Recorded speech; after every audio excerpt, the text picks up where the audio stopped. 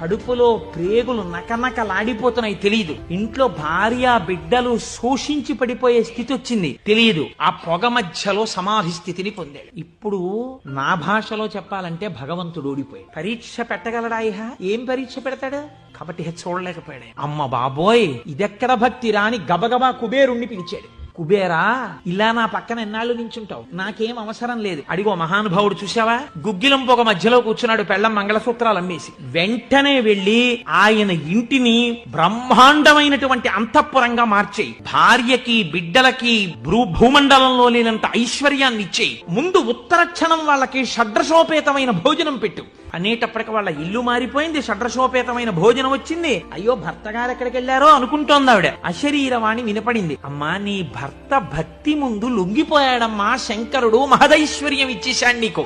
ఆయనో అన్నం తిందామన్న ఆలోచన లేదు, ఆ గుగ్గిలం పొగలో కూర్చునున్నాడు. ఇలాగా ఎవడు పరీక్ష పెట్టాడో వాడే దిగొచ్చాడు. నిజంగా సువాసనలు వచ్చాయి. ఆనాడు మార్కండేయుడు బాహ్య స్మృతిని పొందాడు, ఈయన పొందలేదు. పొందకుండా కూర్చున్నాడు. ఇప్పుడు ఆ పరబ్రహ్మం ముట్టుకోవలసి వచ్చింది.